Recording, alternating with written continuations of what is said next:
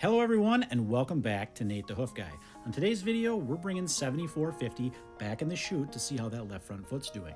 And I'm going to take you back and show you some of the clips of some lost footage that I had earlier in the year. Not the full trims, I lost those on my GoPro, but I got some clips from my other camera, so I'm going to show you those just to see what you missed, not to tease. But let's get 7450 back in the chute. This is the girl that had a sore left front foot. And in that foot, she had a crack in her white line, and there was a stone lodged right in there. We pulled that out, and it was just a tiny, tiny little stone, but enough to cause some discomfort and a nasty infection underneath. So we cleaned that entire area away, and we found that entire sole had loosened, so we had to remove that. We wrapped that foot with salicylic acid, and we let her go.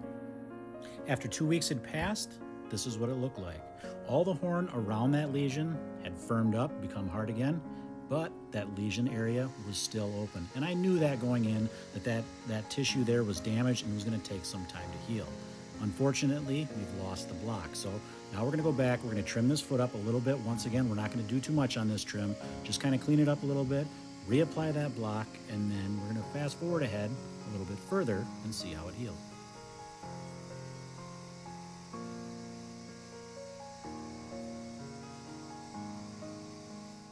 If you remember back to that first video, there was some soft horn up above on the heel of this foot that I left, and you can see here that's all firmed up now. It's all nice hard horn now. Now there's no problem in removing that. I don't have to worry about hitting any live tissue.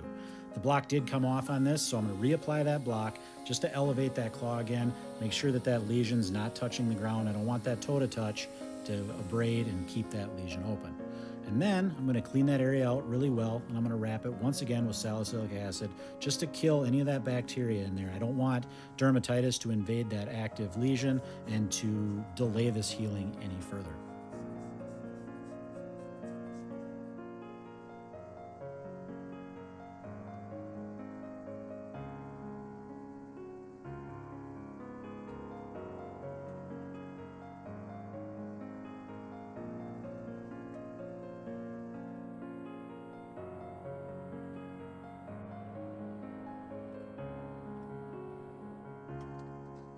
As I mentioned in this first video, this heifer was only 40 days out at that first trim until she was due to calve.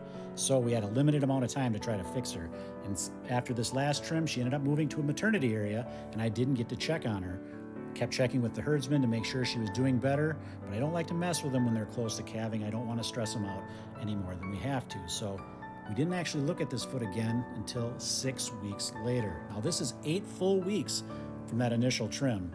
And as you can see, this sole has healed in beautifully. Actually better than I expected it would. Seeing the size of that lesion still at the 2-week mark, I didn't think we would be at this point, but it's all healed in, can bear weight, and this foot was ready to go. Now, the reason you didn't get to see me trim this foot, and the reason you missed out on a lot of these trims that I'm going to show you now is because my GoPro had a malfunction and I lost a whole bunch of clips that I shot of the actual trimming that I used my GoPro for. I lost all of those.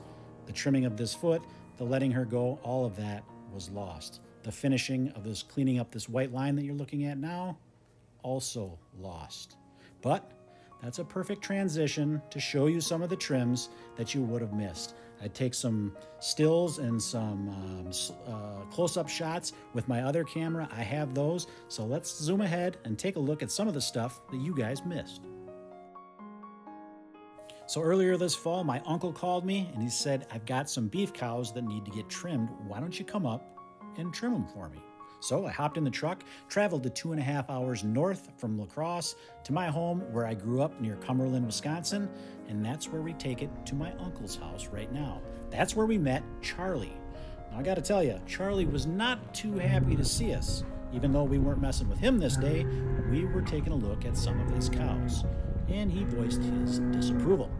And what we had was one girl that had some vertical fissures in her claws here, also known as sand cracks. This is her right front foot. You can see a pretty deep one here. We had to clean all of this area out, and luckily there was really no lameness on this foot. And on this other foot you're about to see now, look at this one. This entire sole here, or the wall horn, this toe area was completely loose. I had to clean that whole area out of there. And like I said, no lameness for her whatsoever. I was actually baffled by that. The next foot I'm going to show you, I came across back home on one of my dairies. It was a deep hole in the medial claw on the back foot of this cow. As we swung around the side, you could see that it had worked its way out the top, which meant I had to remove this sidewall to expose that lesion. Halfway through this trim, there you could see we had some dermatitis that had colonized on that corium. And like I said, I don't have the footage to show you the rest of these. It was lost on my GoPro. Now here's another foot. Look at the coloration in the sole of this foot. I get questions all the time about those dark marks. What are they? Are they bad spots? It's just pigmentation. This is just a really odd looking color. But when we swing around and take a look at her head, you can see why. She's got the exact same color in her hide, that different blotchiness. Pretty interesting. Now to wrap it up today, guys, I've had a lot of comments asking about how is your new puppy Meadow doing? Well, she's doing great, doing all those things puppies like to do. She has all the toys in the world, and yet my slipper seems to be her favorite toy. Well, that's going to do it, guys. As always, thanks for watching, and we will see you all on the next one.